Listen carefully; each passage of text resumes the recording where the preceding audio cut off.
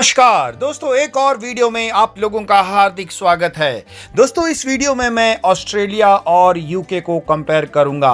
बहुत सारे लोगों ने ये रिक्वेस्ट किया कि मैं ऐसी एक कंपैरिजन वीडियो बनाऊं और उसके ही कारण मैं आज ये वीडियो आप लोगों के लिए बना रहा हूं। दोस्तों, यूके और ऑस्ट्रेलिया बहुत ही दोनों अच्छे कंट्रीज है और इसमें अगर आप सेटल होना चाहते हैं तो एक बहुत अच्छी बात है। लेकिन कई सारे बेसिक यहाँ पर फ़र्क दिख जाते हैं जब हम लोग यूके और ऑस्ट्रेलिया को कंपेयर करते हैं। सबसे पहली बात है कि अगर हम प्रॉक्सिमिटी की बात देखें, कौन सा पास है, तो अगर हम दिल्ली से ट्रैवल करेंगे तो लंदन तक करीब करीब 9 से 9.5 घंटे में हम लंदन पहुंच जाते हैं। लेकिन वही हम अगर दिल्ली से सिडनी जाते हैं तो करीब करीब हमें करीब करीब 12 साढ़े 12 घंटा लग जाता है। तो हम ये मान सकते हैं कि ऑस्ट्रेलिया जो है 3 से 3.5 घंटे इंडिया से ज़्यादा दूर है। तो ऑस्ट्रेलिया थोड़ा सा इंडिया से दूर है। तो उस मामले में जो है इसमें हम देखते हैं कि यूके बेहतर कंट्री है। अगर हम ये देखें कि हम अगर पोस्ट स्टडी वर्क वीज़ा की बात करें तो अगर हम 2 साल का यूनिवर्सिटी में मास्टर्स डिग्री ऑस्ट्रेलिया में करते हैं तो हमें वहाँ पर 2 से 4 साल का पोस्ट स्टडी वर्क वीज़ा मिल सकता है। वहीं अगर हम 1 साल की यूके में मास्टर्स डिग्री करें तो हमें यहाँ पर 2 साल का वर्क वीज़ा यानी कि पोस्ट स्टडी वर्क वीज़ा मिल सकता है। तो दोस्तों, उस मामले में हम ये देखते हैं कि यूके बेहतर है, क्योंकि हम 1 साल की स्टडी में हमें 2 साल का वीज़ा मिलता है। वहाँ हमें 2 साल की स्टडी करनी पड़ती है, तभी हमें 2 से 4 साल का वीज़ा मिलता है।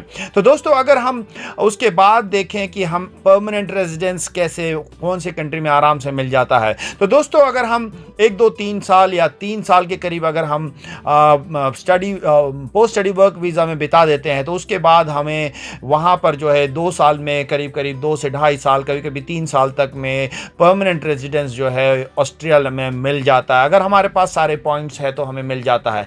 वहीं यहाँ पर हमें दोस्तों यूके में जो है परमानेंट रेजिडेंस लेने के लिए पूरे के पूरे 5 साल बिताने पड़ते हैं। दोस्तों, ये बात सही है दोस्तों कि अगर हम यहाँ 5 साल बिताएंगे तभी हमें यूके में परमानेंट रेजिडेंस, वो भी हमें जो है स्किल्ड वर्क वीज़ा में 5 साल बिताना होता है टियर 2 में, तभी हमें परमानेंट रेजिडेंस मिलता है।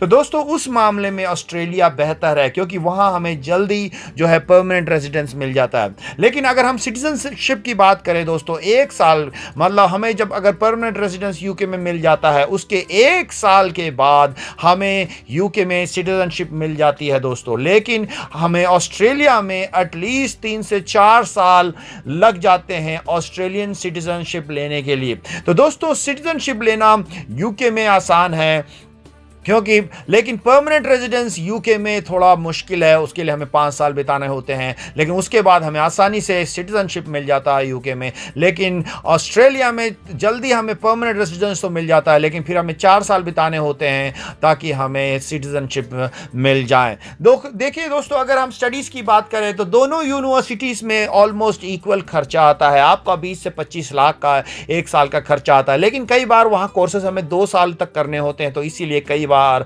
ऑस्ट्रेलिया थोड़ा सा महंगा पड़ता है। तो दोस्तों, इस बात में भी हमें ध्यान रखना है कि ऑस्ट्रेलियन यूनिवर्सिटीज़ जो है वो यूके के यूनिवर्सिटी से अगर आप कंपेयर करें तो यूके में कुछ बहुत ही शानदार यूनिवर्सिटीज़ है, जैसे कि ऑक्सफोर्ड है, कैम्ब्रिज है, किंग्स कॉलेज है। इस तरह के बहुत सारे शानदार आला यूनिवर्सिटीज़ है। मैं ये नहीं कहता कि ऑस्ट्रेलियन यूनिवर्सिटीज़ कोई ख़राब है, लेकिन ऑस्ट्रेलियन यूनिवर्सिटीज़ की जो है यूके के जितने नाम कमाया हुआ यूनिवर्सिटीज़ वहाँ कम है।